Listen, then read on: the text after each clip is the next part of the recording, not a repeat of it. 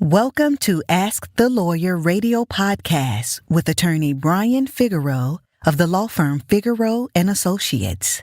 This podcast features a recording of our most recent radio show aired weekly in New York City.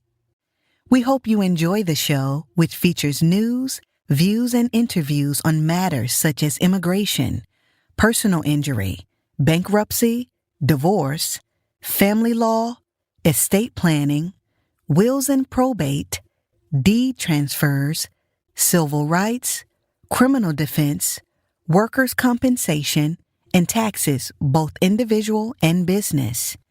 You can contact us at 855-768-8845 or visit us at www.askthelawyer.us. You have questions? We've got the answers. New York State, marriage property, who owns what? When it comes to marriage, few topics stir up more confusion and conflict than property ownership. In New York State, understanding who owns what during and after a marriage isn't always straightforward. From jointly titled homes to individual bank accounts, from inherited family property to shared business interests, the lines can get blurry fast. So whether you're newly married, planning to tie the knot, or navigating divorce, it's essential to understand the intricacies of property ownership under New York's marital property laws. Marriage and property, a legal partnership. When two people get married, they're not just merging their lives, they're also entering into a legal and financial union. That means the property each spouse acquires, and sometimes the property they already had, can become subject to division if the marriage ends. But it's not as simple as saying, "What's mine is yours." In New York, the law draws a clear line between marital property and separate property, and understanding that line is crucial for protecting your rights and making informed decisions. Marital property versus separate property. What's the difference? In New York State, equitable distribution is the legal framework used in divorce cases. That means property is not split 50-50, but instead divided in a way that's fair and just, based on a variety of factors. Here's how property is categorized. Marital property. This includes most assets acquired by either spouse during the marriage, regardless of whose name is on the title. Examples include salaries and wages earned during the marriage, homes or vehicles purchased after marriage, retirement accounts and pensions accumulated during the marriage, investment portfolios, businesses created or grown during the marriage, even if only one spouse's name is on a bank account, deed, or retirement plan. If it was acquired during the marriage, it's likely considered marital property. Separate property. This refers to property that belongs solely to one spouse and is generally not subject to division in a divorce, unless it becomes commingled. Separate property includes assets owned by one spouse before the marriage, gifts or inheritances received by one spouse, even during the marriage, personal injury settlements for pain and suffering, property designated as separate in a valid prenuptial or postnuptial agreement. However, here's the tricky part. Separate property can become marital property if it's mixed with marital assets. The gray areas, when ownership gets complicated.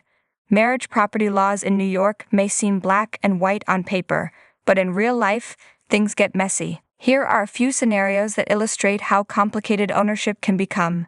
The house that blurs the line. Say one spouse buys a home before the marriage, in their name only. Technically, that's separate property. But if marital funds are used to pay the mortgage or make major renovations, that house may become partially marital property, especially if the other spouse contributed financially or in upkeep. The inheritance that gets shared. If a spouse inherits $50,000 from a relative and deposits it into a joint account used for household expenses, that inheritance may lose its separate status.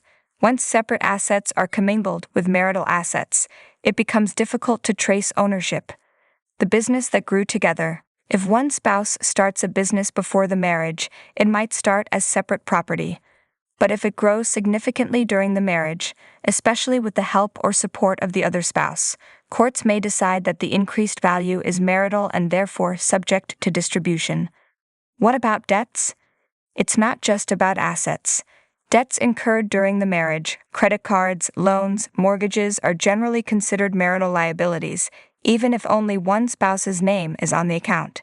This means both spouses may be responsible for repayment, regardless of who incurred the debt. Tools to protect property interests. Understanding the law is only part of the picture. If you want to protect your property or ensure a fair division, there are tools available. Prenuptial and postnuptial agreements. These legal agreements can define what is considered separate versus marital property. They're especially useful for protecting family inheritances, keeping business interests separate, establishing expectations before conflict arises, documentation and record keeping, maintain records of when and how property was acquired, which funds were used, personal versus joint, contributions to property from each spouse. This documentation can be critical if disputes arise during separation or divorce. Legal advice and mediation. If you're unsure about property rights or navigating a divorce, it's essential to consult with a knowledgeable family law attorney. The experienced team at Figueroa & Associates, located at 26 Court Street, Suite 701, downtown Brooklyn, can guide you through your legal options and help protect your interests. In many cases, mediation can serve as a powerful alternative to litigation, allowing couples to reach a fair property agreement without the emotional and financial toll of court proceedings. For trusted legal support, contact Figueroa & Associates at 855-768-8845 or visit askthelawyer.us to schedule a consultation. Final thoughts. Clarity today, security tomorrow. Property ownership in marriage isn't just a legal technicality, it's a foundation of long-term financial stability, especially when relationships change. Understanding who owns what in a marriage requires more than guesswork or assumptions. It demands clarity, communication, and sometimes professional guidance. Whether you're newlywed, long married, or contemplating divorce, knowing your rights under New York State's marital property laws empowers you to make smart, informed decisions. Because love may be emotional, but property, it's legal. Do you have a legal issue, question, or concern? Turn to Ask the Lawyer. You have questions? We've got answers. For a consultation or to refer a client, visit www.askthelawyer.us. Again, www.askthelawyer.us. You can also register for our paralegal program, get legal news, business consults, or other information on educational issues. Yes, Ask the Lawyer. You have questions? We've got answers.